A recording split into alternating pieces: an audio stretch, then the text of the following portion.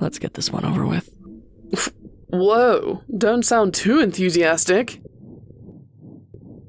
My name is Gabe, and I'm alive, a survivor. I'm not alone. RQ is another survivor, and... I feel off. I feel... wrong. What are you talking about? You're making a full recovery and we got you back to your flat. There isn't anything wrong. That's not what I mean. What happened, RQ? Last thing I remember is Brett coming in, waving his gun around. A bunch of others were charging in. Brett and I came to blows. Then I'm on the table with the worst headache of my life and cut to pieces from glass in my face. Well, like I said before you knocked Brett down, you turned back to face the throng of mindless ones. One of the others charged in, grappled you, and in the struggle, you and this hissing creature went out the window. You were lucky and landed on the other that grabbed you.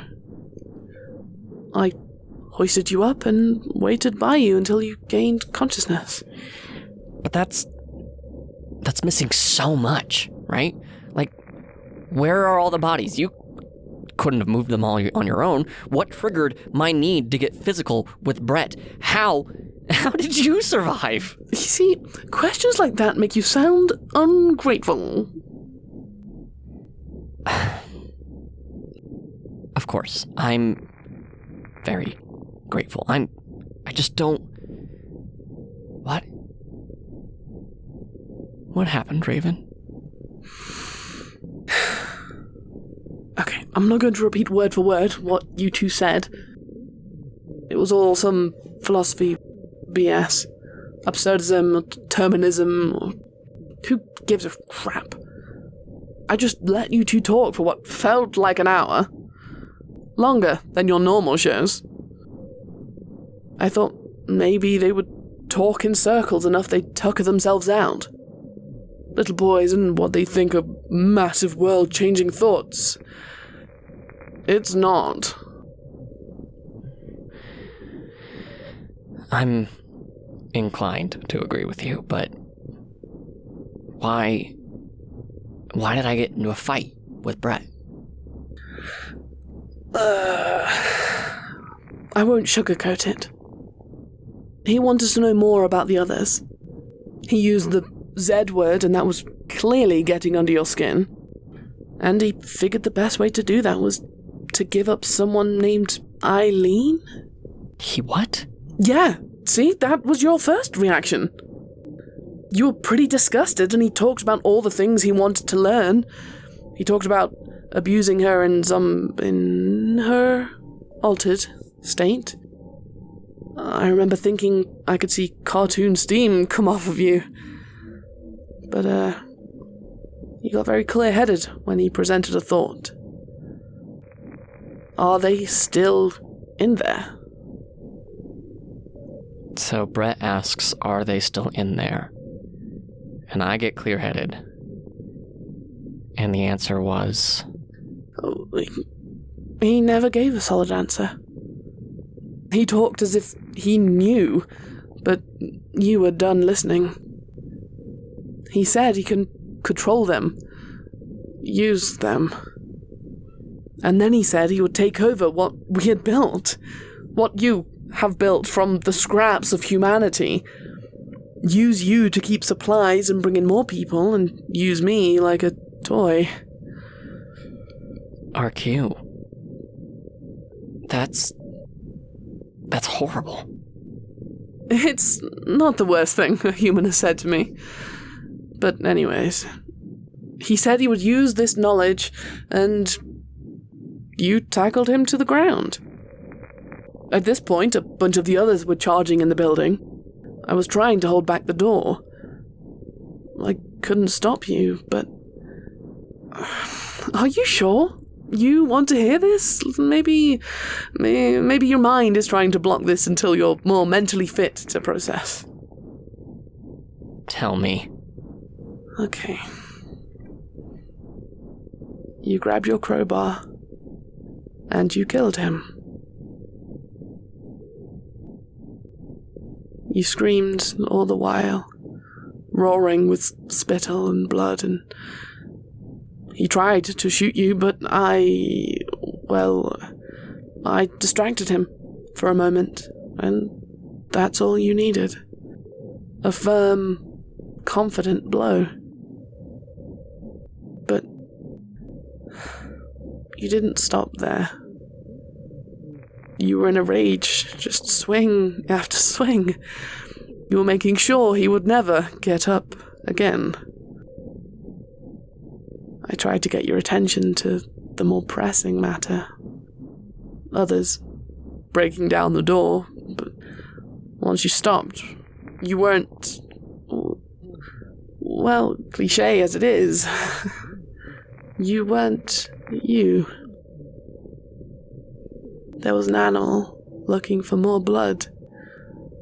I've seen the look before, but you were primal. It was scary for a moment. I thought I was going to end up like your philosophy buddy. I was distracted, and I forgot to hold the door back. And Brett's others charged in. You charged into them, knocking me away, and took a few out. Very quick. Very efficient. While you were batting wildly, one charged you. It grappled you. And rushed the two of you out into the window. You both fell. I couldn't get to you immediately, so I cleaned up the few you left for me. And you landed on top of him. Probably saved your life. Put out the fires literally and figuratively, and, well, you know the rest. I don't know what to say. Well, what is there to say? You survived. That's your whole shtick, right? But not at the cost of others. Yes, at the cost of others, Gabriel. How do you think animals survive? By fulfilling their place on the food chain. We are different, RQ. We don't need to do that. Want, Gabriel. Want. You don't want to do that. But there must be sacrifices to survive. Sometimes there is a cost to living, and that cost is oneself. I killed a man, Raven. I took a life. I don't even remember it. I ended what potential he had.